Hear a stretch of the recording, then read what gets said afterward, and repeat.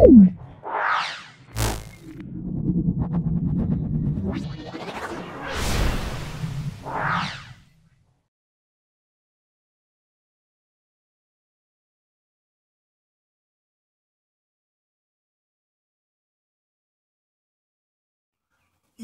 Girls high school, দেখো ভিডিওটা।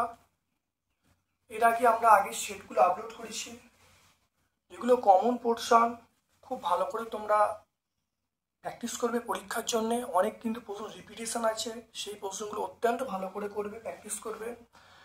চলে এসো আজকে গ্রুপ এর প্রশ্নে। ক্ষমতার মাত্রিয় সংকেত হিসাবে সময়ের ঘাত দেখে নাও।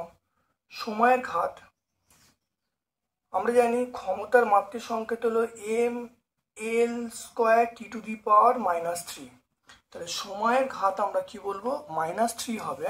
ক্ষমতার মাত্রিক সংকেত সময়ের ঘাত আমরা কি বলবো? এটা -3।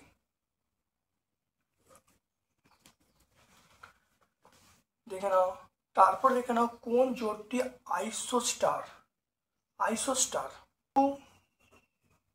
NO2O3, তারপরে CO2 N2O, CN N2, F, তারপরে Ne, তারপরে দেখো এইগুলো হলো আইসোস্টার। এবার দেখো এদের দেখো আইসোস্টার কাকে বলে একটু বুঝে নাও। আইসোস্টার বলতে এদের দেখো অ্যাটম দেখো 3টে, তাহলে পরমাণু দেখো 3টে, দেখতে পাচ্ছ 3টে পরমাণু। কিন্তু ভ্যালেন্স ইলেকট্রন মানে যোজ্যতা ইলেকট্রন দেখো উভয়েরই 24। তাহলে যোজ্যতা ইলেকট্রন কটা আছে? 24। তাহলে পরমাণু সংখ্যা সমান হবে, যোজ্যতা ইলেকট্রন সেটাও আমরা কি বলবো? সমান হবে। তাদেরকে বলবো আইসোস্টার বলবো। এর দেখো পরমাণু তিনটে পরমাণু, আর ভ্যালেন্স ইলেকট্রন এর দেখো 16। এটা হলো পরমাণুর সংখ্যা। এটা হলো ইলেকট্রন, ভ্যালেন্স ইলেকট্রন। সিএন দেখো পরমাণু দুটো, আর ভ্যালেন্স ইলেকট্রন দেখো এর দেখো 10টা। সিএন দেখো ভ্যালেন্স ইলেকট্রন আমরা 10টা। এফ দেখো এদের দেখো ভ্যালেন্স ইলেকট্রন, এটা হলো পরমাণু একটা, আর ভ্যালেন্স ইলেকট্রন এদের বলবো কটা? এটা 10টা বলবো। তাহলে এদেরকে আমরা কি বলবো? আইসোস্টার বলবো। এবার চলে এসো আলোচ্য প্রশ্নে। আইসোস্টার কোনটা হবে? অপশান ডি হবে। তাহলে অপশান ডি, এটা হলো আইসোস্টার। কারণ এদের পরমাণু সংখ্যাটা হলো 3টে, আর এদের মধ্যে যে যোজ্যতা ইলেকট্রন, সেই যোজ্যতা ইলেকট্রন কটা বলবো? এটা 16টা বলবো। হ্যাঁ,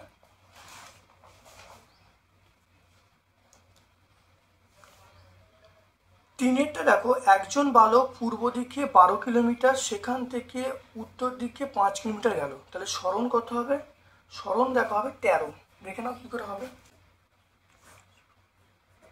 NS ওয়েস্ট ইস্ট, তাহলে পূর্ব দিকে কত গেল?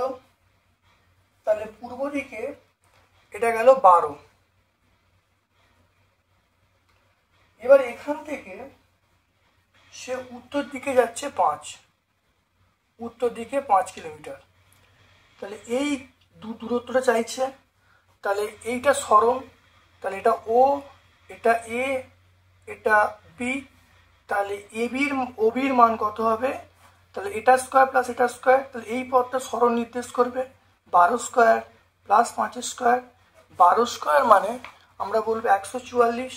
144 প্লাস 25, তাহলে 169 এটা 13। তাহলে 13 কিমি।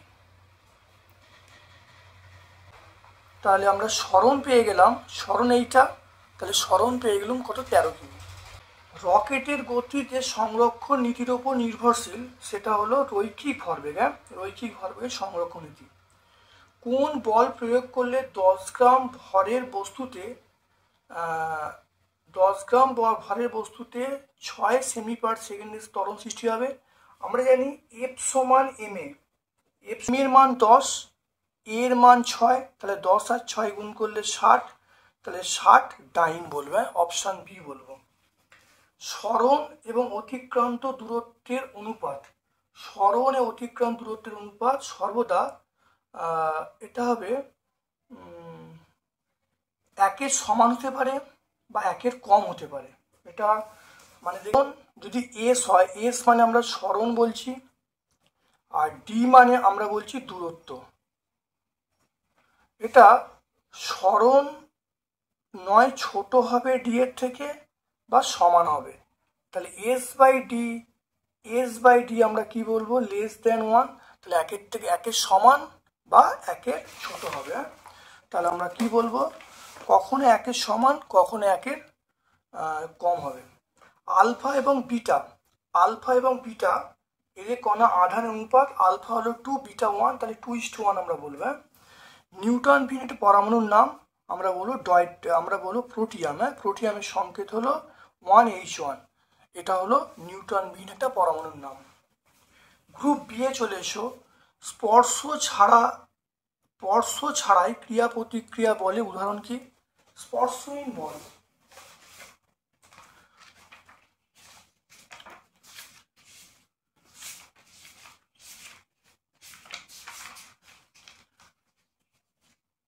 তাহলে স্পর্শহীন বল আমরা বলবো মহাকর্ষ বল, তড়িৎ বল, চুম্বক বল, এগুলো বলবো।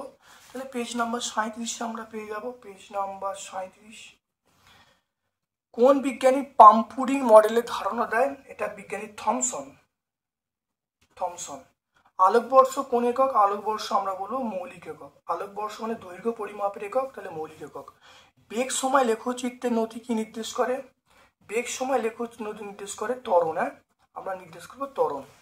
লিটারের সংজ্ঞায় 4 ডিগ্রি, 4 ডিগ্রি মানে 4/273, 4/273 মানে 277 কেলভিন, কথাটা উল্লেখ থাকে। ক্যাথোড রশ্মি আধানের প্রকৃতি হলো ঋণাত্মক, আলফা কণা বিটা কণার স্রোত, বিটা মানে ঋণাত্মক। একটি উদাহরণ দাও যেখানে বেগ শূন্য কিন্তু ত্বরণ আছে। একটা বস্তুকে ওপরে ছোঁড়া হলো, ওপরে ছুঁড়লে দেখো সর্বোচ্চ অবস্থানে কিন্তু বেগ শূন্য ত্বরণ আছে। তাহলে বলবে একটা বস্তুকে ওপরে নিক্ষেপ করলে তাহলে তার সর্বোচ্চ অবস্থানে বেগটা শূন্য হয় কিন্তু ত্বরণ থাকবে। সিজিএস এবং এসআই পদ্ধতিতে বলের একক, সিজিএসে আমরা এসআই বলের একক আমরা বলবো নিউটন, আর সিজিএসে আমরা বলবো ডাইন, ডিওয়াইএন। লম্বন ত্রুটি কাকে বলে, দেখে নাও লম্বন ত্রুটি কাকে বলে। সাধারণ স্কেলে পাঠ নেওয়ার সময় স্কেলের পাঠবিন্দুর সঙ্গে চোখ লম্বভাবে রাখতে হয়, না হলে পাঠে ত্রুটি হবে। এই ধরনের ত্রুটিকে আমরা বলবো লম্বন ত্রুটি বলবো। এটা পেজ নাম্বার 8 আমরা বলবো। দোলক ঘড়ি ঘন্টার কাঁটা একবার আবর্তন করলে কত সময় নেবে, আমরা দোলক ঘড়ির একটি ঘন্টার কাঁটা একবার আবর্তন করলে কবার সময় নেবে, এটা আমরা বলবো 12 ঘন্টা, 12 আওয়ার্স। তাহলে আমরা কি বলবো, 12 ঘন্টা সময় নেবে। তাহলে দোলক ঘড়ি ঘন্টার কাঁটা একবার পূর্ণ আবর্তনে 12 ঘন্টা সময় নেবে।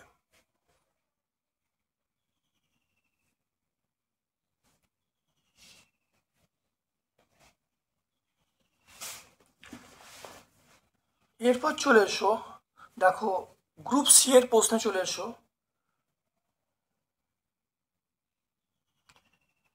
ক্লোরিনের 2টি আইসোটোপ আছে কিন্তু পারমাণবিক ভর 35.5 লেখা হয়। 96 পেজে আমরা উত্তরটা ভালো দেখে নাও, 196 পেজে, এটা আগে বুঝিয়ে দিয়েছি। তাহলে পেজ নাম্বার আমরা পেয়ে যাবো 196, রায়ন মার্টিন। এককের প্রয়োজনীয়তা কি, 1 নম্বর হলো একক ছাড়া পরিমাপ করা সম্ভব নয়। 2 নম্বর পয়েন্ট হলো সমজাতীয় রাশি তুলনা করা যায়। 3 নম্বর পয়েন্ট একক ছাড়া ভৌত রাশিগুলোর পার্থক্য বোঝা যায়। তাহলে একক দ্বারা ভৌত রাশিগুলোর মধ্যে পার্থক্য বোঝা যায়। তাহলে এটা আমরা টেক্সট বই 2-এ পাবো। তাহলে টেক্সট বই 2। তুল্যাঙ্কের সুবিধার দুটো শর্ত, সুবিধার শর্ত হলো তুল্যাঙ্ক দীর্ঘ হবে, দূরপাত্রটি হালকা হবে, সূচকটি অনেক লম্বা হবে, আর ভার কিন্তু আলম্বের খুব কাছাকাছি থাকবে। এটা পেজ নাম্বার 11-এ পাবো।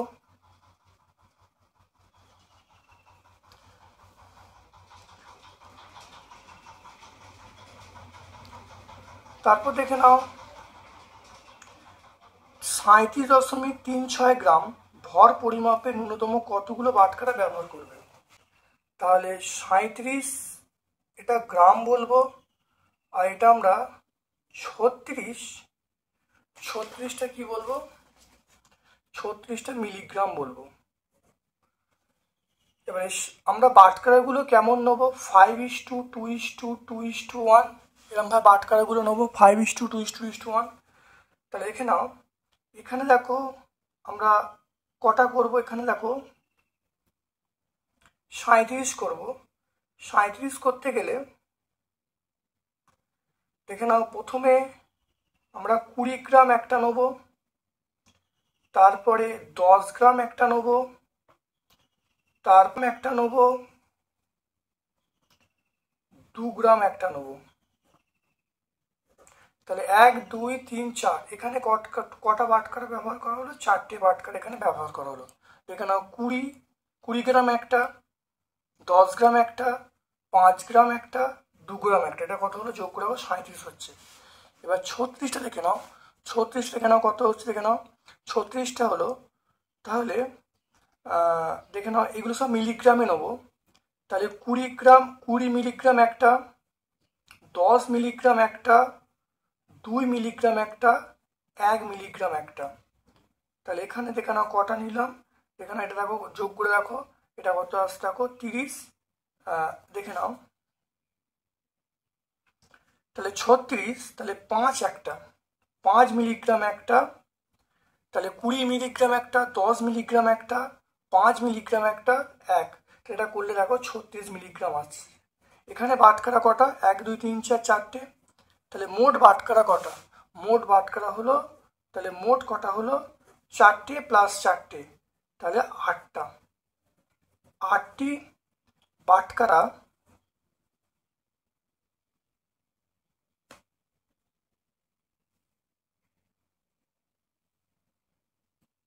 8টি বাটখারা ব্যবহার করতে হবে।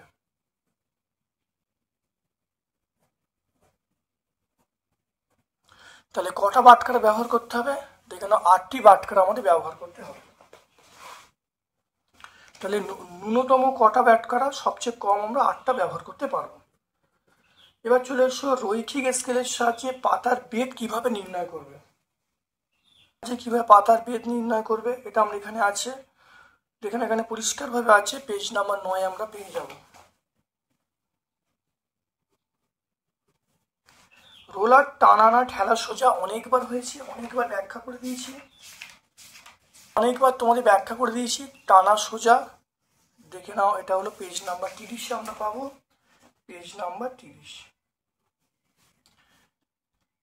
দেখো বলে সামুদ্রিক সূত্রের সাহায্যে পাখির আকাশে ওড়া ব্যাখ্যা করো। হচ্ছে দেখে নাও পাখি আকাশে ওড়ার ব্যাপারটা দেখো সামুদ্রিক সূত্রের সাহায্যে পরিষ্কার ব্যাখ্যা করা আছে। দেখে নাও এখানে, দেখে নাও পাখি যখন আকাশে ওড়ে তখন ডানার সাহায্যে বায়ুর উপরে বল প্রয়োগ করে, প্রতিক্রিয়া স্বরূপ বায়ু পাখির ওপর সমান বিপরীত বল প্রয়োগ করে এবং এই প্রতিক্রিয়া বলে লব্ধি পাখি গতিশীল রাখে। দেখে নাও এই চিত্রটা এঁকে দেবে, ছবিটা এঁকে দেবে, অনেকগুলি উত্তর হয়ে যাবে, পেজ নাম্বার 70 পেয়ে যাব। এই উত্তরটা তোমরা পেয়ে যাবে। দেখো বক্রপথে বা সরলরৈখিক পথে কোনো বস্তু সমান সময়ে যদি সমান দূরত্ব যায় তাহলে আমরা বলবো সমদ্রুতি সম্পন্ন বস্তু। আর যদি বস্তুটা বক্রপথে গতিশীল হলে তাহলে মান যদি অপরিবর্তিত থাকলেও যদি অভিমুখ পরিবর্তন হয় তাহলে সেটা অসমবেগ বলা হবে। অর্থাৎ বস্তু তাহলে সরলরৈখিক পথে গতিশীল হলে, কিন্তু বস্তু সরলরৈখিক পথে গতিশীল হয় তাহলে বস্তুর মান এবং অভিমুখ একই থাকবে, তখন কিন্তু সমবেগ সম্পন্ন হবে।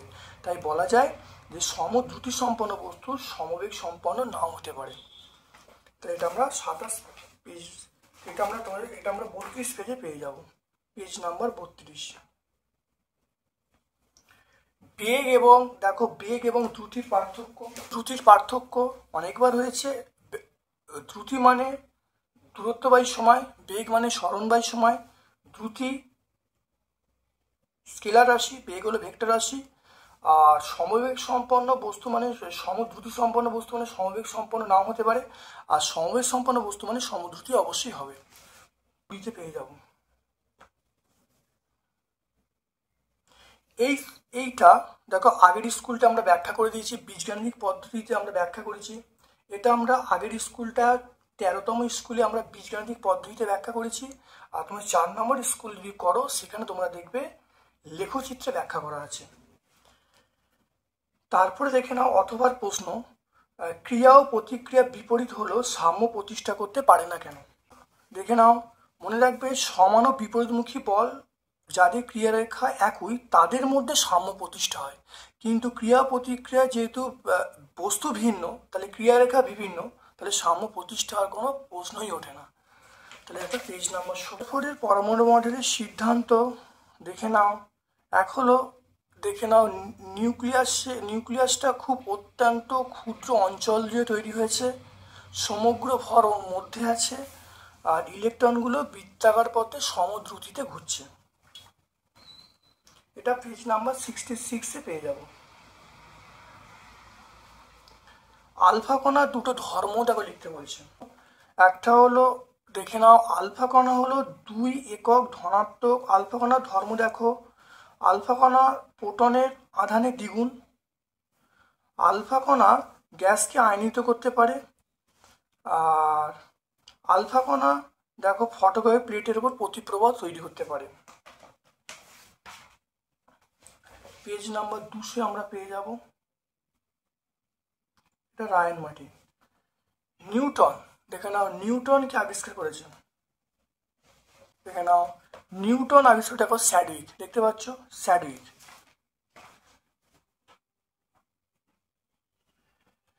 এর দেখো নিউটন সংকটন।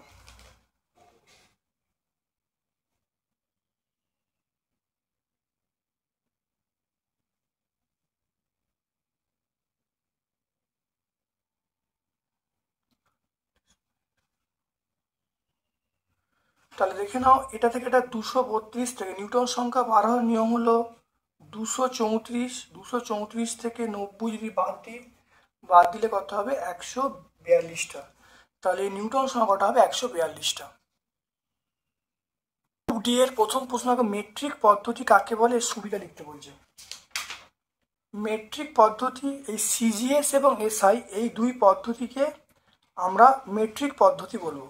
তাহলে মেট্রিক পদ্ধতি মানে সিজিএস এবং এসআই পদ্ধতিকে আমরা মেট্রিক পদ্ধতি বলবো, কারণ এখানে এক ঘর থেকে অন্য অর্থাৎ এখানে তাহলে এই পদ্ধতির অন্যতম সুবিধা হলো তাহলে কোনো রাশির এক একক থেকে অন্য বড় বা ছোট এককে নিয়ে যেতে হলে শুধুমাত্র দশমিক বিন্দু সরালেই চলে। যে কোনো ভাগ বা গুণ এর পদ্ধতির যে কোনো ভাগ বা গুণ করার দরকার নেই। সেই জন্য এই সিজিএস বা এসআই পদ্ধতিকে মেট্রিক পদ্ধতি বলবো। তাহলে আবার এইটার মধ্যে দেখো সুবিধা লুকিয়ে আছে, অর্থাৎ এক একক থেকে অন্য ছোট বা বড় এককে শুধুমাত্র দশমিক স্থানান্তর করলেই এটা ঘটে। তাহলে এটাই হলো অন্যতম সুবিধা। তাহলে মেট্রিক পদ্ধতি তাহলে বুঝতে পারলে। তাহলে আর কি সুবিধা আছে? আর সুবিধা আছে দেখে নাও, অর্থাৎ দুই পদ্ধতিতে উপযুক্ত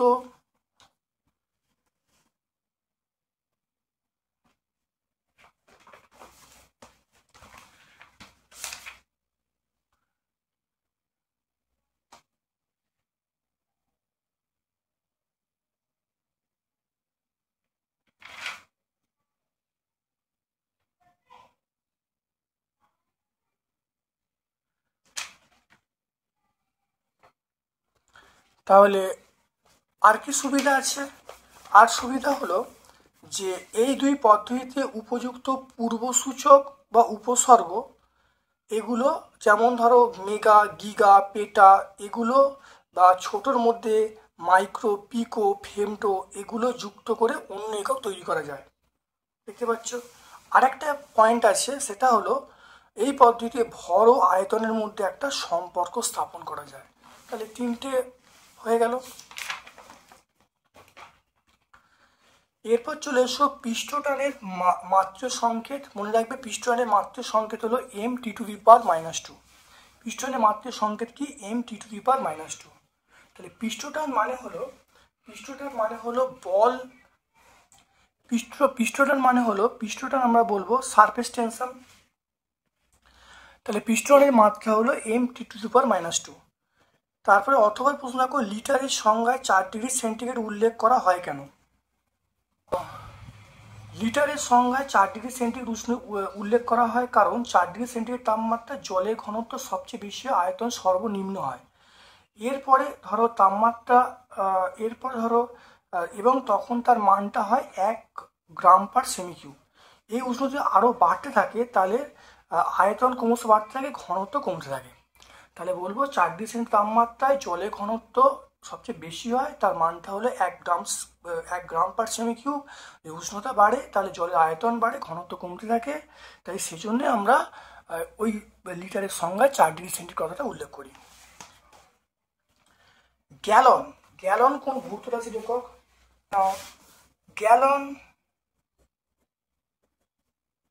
গ্যালনটা হলো তরলের আয়তনের একক। তাহলে গ্যালন হলো তরলের আয়তনের একক।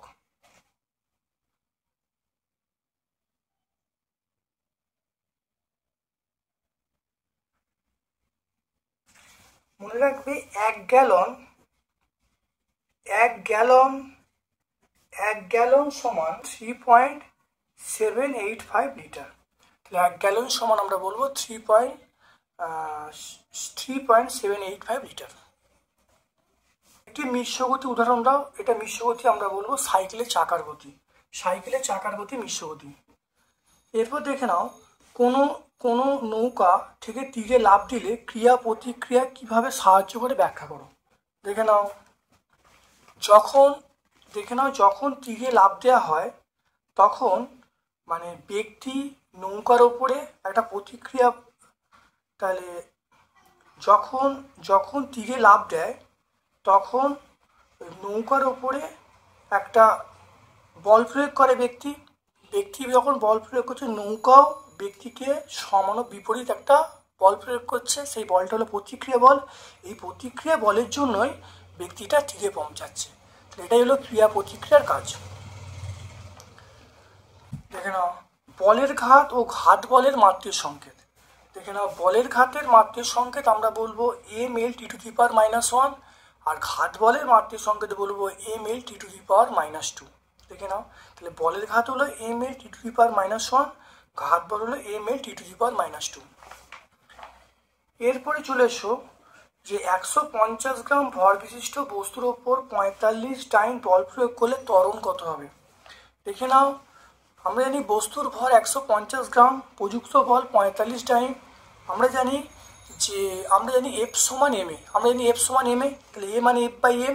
তাহলে F এর মান m এর মান বসিয়ে দিলে দেখো 3/10 মানে 0.3। তাহলে ত্বরণ কত হবে 0.3 সেমি/সেকেন্ড²। চলে এসো দেখে নাও তেজস্ক্রিয় মৌল থেকে নির্গত রশ্মিগুলির নাম কি। একটা হলো আলফা রশ্মি, একটা হলো বিটা রশ্মি, আর একটা হলো গামা রশ্মি। তাহলে আলফা রশ্মি, বিটা রশ্মি এবং গামা রশ্মি। আইসোটোপ কাকে বলে উদাহরণ দিতে বলছি। এগুলো হলো আইসোটোপ। দেখো হাইড্রোজেন আইসোটোপ দেখতে পাচ্ছ। হাইড্রোজেন আইসোটোপ অর্থাৎ যে সকল নিউক্লিয়াসের দেখো প্রোটন সংখ্যা সমান কিন্তু ভর সংখ্যা আলাদা, তাদের আমরা আইসোটোপ বলবো। দেখতে পাচ্ছ অর্থাৎ আইসোটোপের সংজ্ঞা এখানে দেখো পেয়ে যাবে। এটা সংজ্ঞা আর এটা উদাহরণ। এটা আমরা 71 পেজে পেয়ে যাব। তাহলে 14তম সেটটা সম্পূর্ণ ব্যাখ্যা করলাম। তাহলে সবগুলো সেট, তাহলে 14তম সেটটা সম্পূর্ণ ব্যাখ্যা করলাম। তাহলে সেটগুলো তোমাদের প্লেলিস্টে অবশ্যই দেওয়া আছে, তোমরা প্রথম থেকে শেষ পর্যন্ত দেখবে। প্রত্যেকটা ভিডিওকে লাইক করবে, চ্যানেলটাকে সাবস্ক্রাইব করবে, সকল বন্ধু বান্ধবের মধ্যে আমার ইউটিউব চ্যানেল লিঙ্কটা শেয়ার করে দেবে। আমার পক্ষ থেকে সকলকে ধন্যবাদ এবং শুভকামনা জানাচ্ছি।